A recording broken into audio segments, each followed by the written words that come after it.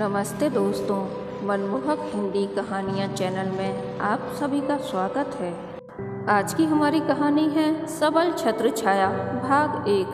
आपको हमारी कहानी पसंद आती है तो वीडियो को लाइक, शेयर एंड चैनल को सब्सक्राइब जरूर कीजिएगा। आस्था के हाथों में थमा मायके से आया भाभी का पत्र हवा से फड़फड़ा रहा था। वह सोच रही थी, न जाने कैसा होगा देव। भाभी उसकी सही देखभाल भी कर पा रही होंगी या नहीं। भाभी ने लिखा था कि देव जब छत पर बच्चों के साथ पतंग उड़ा रहा था, नीचे गिर गया। उसके पैर की हड्डी टूट गई, पर उसकी हालत गंभीर नहीं है, जल्दी ठीक हो जाएगा।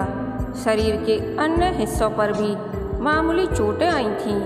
हम उसका उचित इलाज करा रहे हैं। माँ, तुम रो रही हो? ऋषि ने पुकारा तो आस्था की तंद्रा भंग हुई। उसकी आंखों से आंसू बह रहे थे। उसने झटपट आंखें पोंछी और ऋषि को गोद में बैठाकर मुस्कुराने का यत्न कर पूछने लगी, स्कूल से कब आया ऋषि? कब का खड़ा हूँ, पर तुमने देखा ही नहीं। बहुत जोरों से भूख लगी है। ऋषि ने कंधे पर टंगा किताबों का बोझा उतारते हुए कहा। अभी खाना परोसती हूँ, कहती हुई आस्था रसोई घर में गई। फौरन दाल चावल गरम कर लाई और ऋषि को खाना परोस दिया। माँ, तुम भी खाओ ना, ऋषि ने आग्रह किया। उसका आग्रह उचित भी था, क्योंकि प्रतिदिन आस्था उसके साथ ही भोजन करती थी। लेकिन आज आस्था के मुंह में निवाला चल नहीं पा रहा था। बार बार आंखों में आंसू आ रहे थे। मन देव के आसपास ही दौड़ रहा था। ऋषि शायद उसके मन के भाव समझ गया था, सो खाना खाते खाते रुककर बोला, किसकी चिट्ठी आई है? किसी की नहीं, देखो मैं खा रही हूँ, आस्था बोली। वह घर में बखेड़ा खड़ा नहीं करना चाहती थी, सो होठों पर नकली मुस्कान लाकर बेमन से खाने लगी। ऋषि संतुष्ट होकर चुप हो गया। फिर वह खाना खाकर अपने कमरे में बिस्तर पर लेट गया। आस्था उसके सिराने बैठकर थोड़ी देर उसका सिर सहलाती रही। फिर जब ऋषि ऊँघने लगा तो वह अपने कमरे में आकर बिस्तर पर पड़ गई। पर मन फिर से मायके की दहलीज पर जा पहुंचा। कैसा होगा देव? इस दुर्घटना के क्षणों में उसने माँ को अवश्य याद किया होगा। वह उसे याद करके रोया भी बहुत होगा। इतने छोटे बच्चे माँ से दूर रह भी कैसे सकते हैं? हो सकता है देव ने आशीष को भी याद किया हो।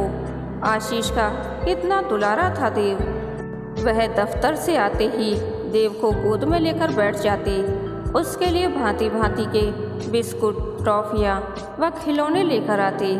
उस वक्त देव था भी कितना प्यारा, गोरा चिट्टा, गोल मटोल, जो देखता प्यार किए बिना नहीं रह पाता। जब देव 1.5 वर्ष का हुआ तो उसने नन्हे नन्हे बच्चों की फैंसी ड्रेस प्रतियोगिता में प्रथम पुरस्कार जीता था। नन्हा सा दूल्हा बनकर कितना जच रहा था देव। यही सब सोचकर आस्था की आंखों से फिर आंसू बहने लगे। रक्त कैंसर से आशीष की मृत्यु न हुई होती तो उसका भरा पूरा परिवार क्यों बिखरता? आशीष जीवित होता तो उसका प्यारा देव इस तरह क्यों भटकता? आशीष को खोकर आस्था 3 वर्ष के देव को सीने से चिपकाई मायके लौटी तो वहाँ उन दोनों माँ बेटों को दिन बिताने कठिन हो गए। आशीष के जीवित रहते जो भैया भाभी उसे बार बार मायके आने को पत्र लिखते, वे ही एकाएक बेगाने बन गए। उन्हें उन दोनों का खर्च संभालना भारी लगा था। तब दुखी होकर पिता ने उसके पुनर्विवाह की कोशिश शुरू कर दी और एक अखबार में वैवाहिक विज्ञापन पढ़कर अजय के घर वालों से पत्र व्यवहार शुरू किया तो अजय से उसका रिश्ता पक्का हो गया। पर अजय व उसके घर वालों की एक ही शर्त थी कि वे बच्चे को स्वीकार नहीं करेंगे। उन्हें सिर्फ बिना बच्चे की विधवा ही स्वीकार थी, जबकि अजय भी एक बेटे का बाप था, विधुर था और अपने बेटे की खातिर ही पुनर्विवाह कर रहा था। पर वह उसके बेटे का दर्द नहीं समझ पाया और उसे अस्वीकार कर दिया। अपने जिगर के टुकड़े को माँ बाप की गोद में छोड़कर आस्था अजय से ब्याह कर ससुराल आ पहुंची थी, तब से सिर्फ पत्र ही देव की जानकारी पाने का साधन मात्र रह गए थे। पर उन पत्रों में यह भी लिखा होता कि वह अब हमेशा को देव को भूलकर अपने भविष्य को संवारे व अजय और ऋषि को किसी अभाव का आभास न होने दे, ऋषि को पूरी ममता दे। मेरठ से आए हुए उसे पूरा वर्ष बीत गया, तब से एक बार भी वह मायके नहीं गई। अजय ने ही नहीं जाने दिया, हमेशा यही कहा कि अब मायके से कैसा मोह, घर में किसी वस्तु का अभाव है क्या। लेकिन अभाव तो आस्था के मन में बसा था। वह एक दिन के लिए भी अपने देव को नहीं भूल पाती थी और अब भाभी के पत्र ने उसके मन की बेचैनी कई गुना बढ़ा दी थी। मन देव को बाहों में लेने और हृदय से लगाने को बेचैन हो उठा था। अजय घर लौटा तो आस्था खुद को रोक न पाई और कह उठी, मैं 2 दिन के वास्ते मेरठ जाना चाहती हूँ। अजय ने वही रटा रटाया उत्तर दे डाला, क्या करोगी जाकर, वैसे भी आजकल तुम्हारी तबीयत ठीक नहीं रहती। 3रा महीना चल रहा है, वहाँ आराम कहाँ मिल पाएगा। क्यों नहीं मिलेगा, भैया भाभी क्या मुझे हल में जोतेंगे। मैं वहाँ पूरे दिन बिस्तर तोड़ने के अलावा और करूँगी भी क्या। आस्था जैसे विद्रोह पर उतर आई थी। उसने सास से भी जिद की, बहुत दिन हो गए मुझे मायके वालों को देखे।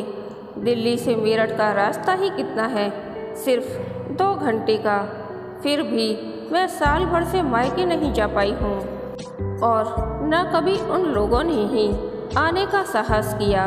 फिर आना जाना दोनों तरफ से होता है, एक तरफ से नहीं। इस पर सास ने जाने की इजाज़त यह कहते हुए दे दी कि इसका मायके आना जाना भी जरूरी है। आस्था अटैची में कपड़े रखने लगी तो ऋषि भी जिद कर उठा, मैं भी तुम्हारे साथ जाऊंगा माँ, तुम्हारे बिना कैसे मन लगेगा। साल भर में ही ऋषि उससे काफ़ी हिल मिल चुका था और उसे ही अपनी सगी माँ समझने लगा था। ऋषि को रोते बिसूरते देख सास ने उसे भी साथ ले जाने को कह दिया। क्या हुआ, यह भी कुछ दिन को घूम आएगा। बेचारे को असली ननिहाल तो कभी मिला ही नहीं, सौतेला ही सही। आस्था ने ऋषि के कपड़े भी रख लिए। ऋषि के कपड़ों की अटैची अलग से तैयार हो गई। भले ही 2 दिनों को जाना हो, ऋषि को कई जोड़ी कपड़ों की आवश्यकता पड़ती थी। वह बार बार कपड़े मैले कर लेता था। दोनों कार में बैठकर मेरठ चल पड़े। रास्ते भर ऋषि उसकी गोद में बैठकर भांति भांति के प्रश्न पूछता रहा। आस्था मायके पहुँच देर तक माँ भाभी के गले से लिपटी रोती रही। भाभी बार बार पूछती रही, ठीक तो हो दीदी, अजय ने आशीष का गम भुला दिया या नहीं, अजय का व्यवहार तो ठीक है ना। आस्था के मन में अपने देव का गम समाया हुआ था। वह क्या उत्तर देती, जैसे तैसे चाय के घूंट गले से नीचे उतारती रही।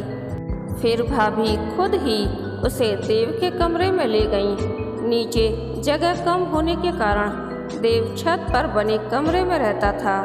मूंछ की ढीली चारपाई पर सिकड़ी हुई मैली दरी पर अपाहिज बना पड़ा था देव। पहली नज़र में आस्था उसे पहचान नहीं पाई, फिर लिपट कर रोने लगी। यह क्या दशा हो गई देव की। देव काला सूखा कंकाल जैसा लग रहा था। वह भी माँ को कठिनाई से पहचान पाया। फिर आश्चर्य से आस्था की कीमती साड़ी व आभूषणों को देखता रह गया। तू ठीक तो है ना देव, आस्था ने स्नेह से उसके सिर पर हाथ फिराया, पर देव को उससे बात करते संकोच हो रहा था। वह नए वस्त्र व जूते मोजे पहने गोल मटोल ऋषि को भी घूर रहा था। माँ, यह कौन है? ऋषि ने देव को देखकर नागवा सिकोड़ते हुए पूछा। आस्था कहना चाहती थी कि देव तुम्हारा भाई है, पर यह सोचकर शब्द उसके होठों तक आते आते रह गए। क्या ऋषि देव को भाई के रूप में स्वीकार कर पाएगा? नहीं, फिर देव को भाई बताकर उसके बाल मन पर ठेस पहुंचाने से क्या लाभ। तभी ऋषि अगला प्रश्न कर बैठा, माँ यह कितना गंदा है, जैसे कई दिनों से नहाया ही ना हो। चलो यहाँ से नीचे चलते हैं। भाभी ऋषि को बहलाने लगी, दीदी तुम देव से बातें करो ना। आस्था की निगाहें पूरे कमरे का अवलोकन कर रही थीं। कमरा काफी गंदा था। छतों तथा दीवारों पर मकड़ियों के बड़े बड़े जाले और धूल की परतें जमी हुई थीं। उसे याद आया कि इस कमरे में तो घर का कबाड़ रखा जाता था। भाभी जैसे उसके मन के भाव ताड़ गईं, सो मजबूरी जताते हुए बोली, दीदी क्या करें, घर में कोई नौकर तो है नहीं। माँ जी ने ही इस कमरे का सामान निकालकर इसकी सफाई की थी। वही देव की देखभाल करती हैं। मुझे तो रसोई से ही फुर्सत नहीं मिल पाती, फिर छोटे बच्चे भी ठहरे। ठीक कहती हो भाभी, कहती हुई आस्था देव के सिरहाने बैठ गई, क्योंकि कमरे में कोई कुर्सी नहीं थी और स्टूल पर दवाइयाँ व पीने का पानी रखा हुआ था। देव मुझे माँ कहो ना, कहती हुई आस्था उसके बालों में हाथ फेरने लगी। माँ, बड़ी कठिनाई से देव कह सका, जैसे कोई अपराध कर रहा हो। तुम कहाँ चली गई थी? मैं, आस्था का स्वर गले में ही अटक गया। कैसे कहे कि उसने पुनर्विवाह कर लिया। आशीष की यादें मिटाने की खातिर वह अजय का दामन थाम चुकी है। फिर देव को वह सब पता भी तो नहीं है। जिस वक्त अजय से उसकी शादी मंदिर में हुई थी, देव को घर में छिपा कर रखा गया था। माँ मेरे लिए नए कपड़े नहीं लाती। एकाएक देव की आंखों में आकांक्षाओं की चमक तैर उठी। आस्था को याद आया वह देव से यही कहकर घर से निकली थी कि वह उसके लिए नए कपड़े खरीदने बाजार जा रही है। फिर 1 वर्ष पश्चात आज ही लौट कर आई है। आस्था की पलकें भीग उठी कि कितनी पुरानी बात याद रखी है देव ने। वह उसके पुराने घिसे फटे कपड़े देखती रही। भाभी कहाँ नए कपड़े दिलवा पाती होंगी। माँ मेरे नए कपड़े दे दो ना, देव जिद करने लगा।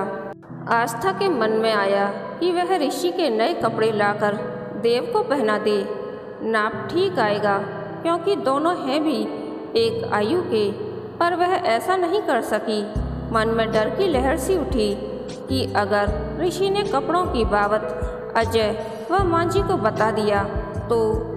तभी भाभी ने टोका, चलो दीदी पहले भोजन कर लो, बाद में ऊपर आ जाना। आस्था सीढ़ियों की तरफ बढ़ गई। बीच में ही भाभी ने पूछना शुरू कर दिया, दीदी तुम देव के लिए कपड़े खिलौने वगैरह कुछ लेकर नहीं आई? आस्था उत्तर नहीं दे पाई तो भाभी के चेहरे पर रूखापन छा गया। वह कुछ कड़वेपन से कहने लगी, देव है तो तुम्हारी कोख का जाया ही, तुम्हें उसका ध्यान रखना चाहिए। अजय की आमदनी भी तो कम नहीं है, घर में सभी कुछ मौजूद है, रुपए तुम्हारे हाथ में भी तो रहते होंगे। आस्था को लगा कि भाभी ने जानबूझकर उसे इस तरह का पत्र लिखा था जिससे वह मेरा ठाकर उन्हें कुछ दे जाए। भाभी शुरू की लालची जो ठहरी। दूसरों पर खर्च करना इन्होंने कहाँ सीखा है। माँ ने खाना परोस दिया, पर आस्था के मुंह में यह सोचकर निवाला नहीं चल पाया कि बेचारा देव पेट भर कहाँ खाता होगा। माँ समझाती रही, तुम्हें ऐसी स्थिति में खूब खाना पीना चाहिए। बच्चा अच्छा पैदा होगा तो अजय भी तुम्हें अधिक पसंद करेगा। पिता और भैया ऋषि को लाड़ प्यार करते रहे। भैया उसे स्कूटर पर बिठाकर दुकान पर ले गए। वहाँ से उसे टॉफियाँ व फल दिलवा कर लाई। माँ और भाभी उससे अजय, ऋषि व ससुराल की ही बातें करती रही तो ऊब कर उसने खुद ही देव की चर्चा छेड़ी। देव कैसा पढ़ रहा है, कैसे नंबर आए? ठीक है, अधिक पढ़कर भी उसे क्या करना है? थोड़ा बड़ा होगा तो मामा के साथ उसकी दुकान पर काम करने लगेगा। माँ बोली। आस्था सोचने लगी, फिर तो देव पूरे घर के लिए मुफ्त का नौकर बनकर रह जाएगा। सभी लोग उस पर भांति भांति के हुक्म चलाते रहेंगे। सबने भोजन कर लिया तो भाभी बर्तन समेटने लगी, पर देव के भूखे रहने का किसी को आभास तक नहीं रहा। तब आस्था अपने साथ लाई फल व मिठाई तस्तरी में रखकर देव को देने चली गई। कहानी के अंत तक बने रहने के लिए धन्यवाद। यह कहानी आपको कैसी लगी प्लीज़ कमेंट करके बताइए। कहानी पसंद आई तो वीडियो को लाइक शेयर एंड चैनल को सब्सक्राइब जरूर कीजिएगा।